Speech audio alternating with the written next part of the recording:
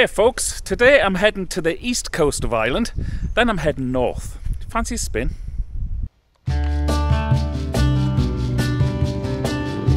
As a motorcycle enthusiast with a curious eye, I'm forever noticing these works of art which seem to be growing out of the embankments and roundabouts all over Ireland. We've all seen them, we've admired them, we've even criticised them. But more to the point, we've not understood the stories or the history behind our incredible motorway sculptures. I aim to shed some wisdom on this matter in A Sculpted Journey of Ireland. Welcome on board, folks. Now, it has been a while, and for those eagle-eyed amongst you, you'll see that I'm on a different motorbike.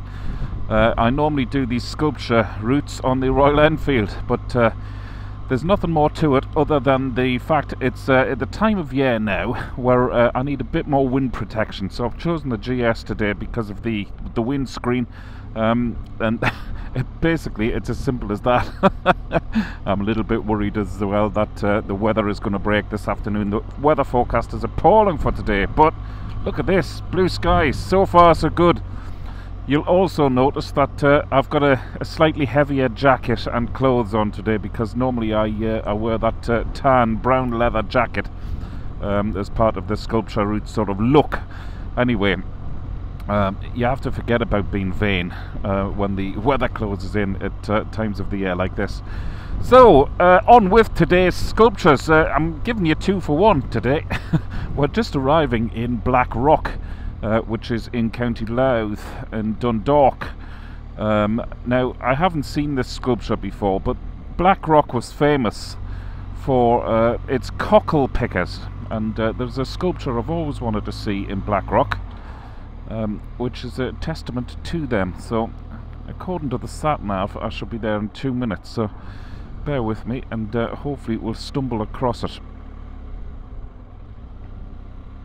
We're right on the east coast of Ireland, for those of you who don't know it.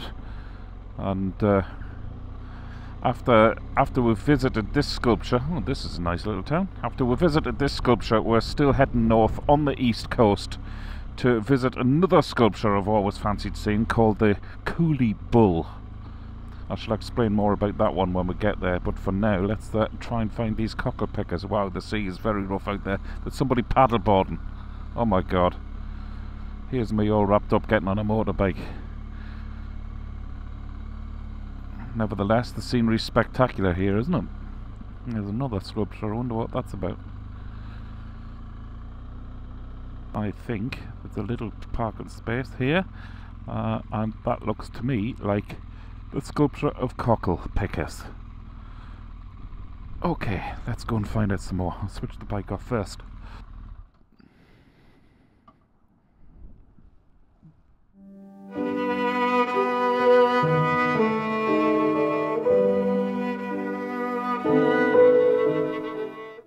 Local artist Micheál McEwen says he didn't have to search too hard for inspiration when he won the commission to create a piece of public artwork for the promenade here in Blackrock.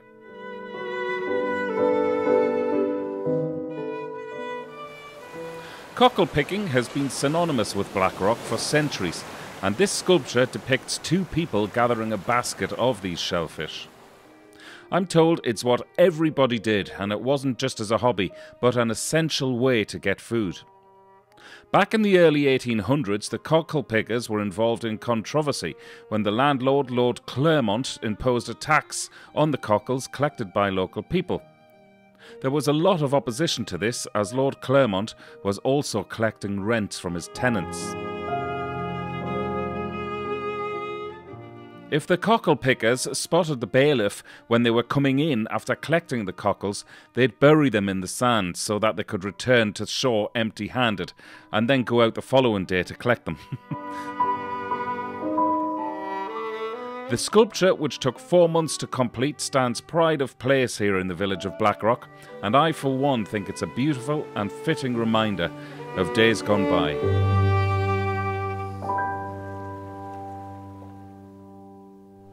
And there you have it, the cockle pickers of Blackrock. Hope you enjoyed that. That was great to see. As I say, it was one of those which has been on my list for a while to see, so I'm delighted I made the journey now. Okay, onwards. Well, that was a wonderful sight.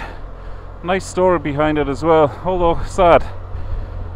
I hope that resonated with you folks. So we are travelling further north now to the Brown Bull of Cooley. I shan't reveal the story about this one until we get there, but quite an amusing story behind this one. So in the meantime, just sit back and enjoy the short journey north. In my world it's 24 minutes, but in your world on this video I'll probably be there in about 30 seconds or so.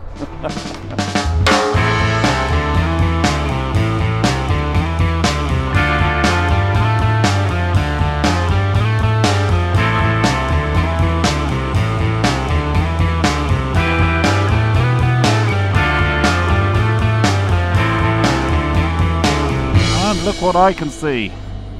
There's a car right up my backside here, so be very careful. But this is the Brown Bull of Cooley. Wow, he's actually smaller than what I thought he was going to be. On the photographs I've seen of him, he's massive. Right, let's park the bike up and go and see what this fella has to say for himself. Okay. And here he is, standing as proud as punch on the mound here, overlooking the main road, as if he's taken charge, literally. Wow. How are you? Sort of reminds me of that Wall Street bull in New York, you know. The amount of energy harnessed within the sculpture and the way the artist has bowed his head as if he's ready to, well, God knows what he could do to you. I just know one thing for sure, that I'm glad he's a sculpture and not the real thing.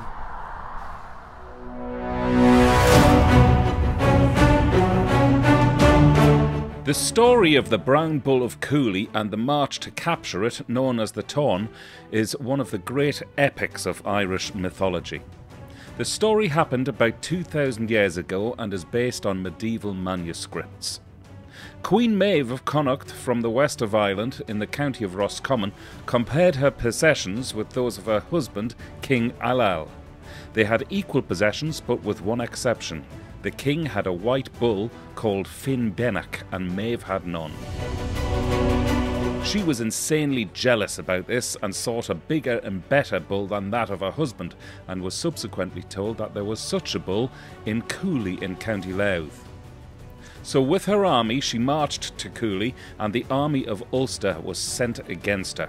A curse was placed on the army of Ulster and they all fell asleep, leaving one warrior to defend Ulster and the Brown Bull against them. This man was Cockle.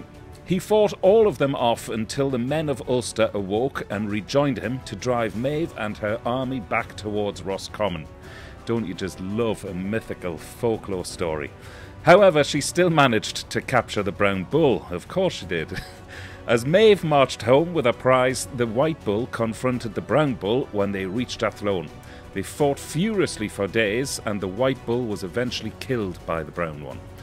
When the fight ended, the Brown Bull turned and ran back to Cooley, where it succumbed to its injuries and lay down and died. Furious by this outlandish behaviour, the king also went on a rampage back across Ireland to Cooley.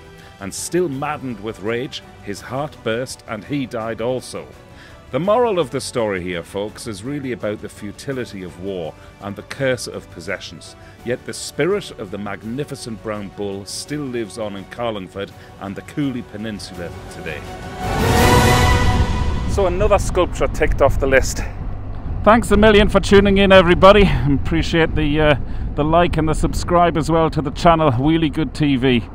If you have enjoyed it, and of course if you wanted to buy me a coffee, you can do that with the link below in this description, because that's exactly where I'm headed now.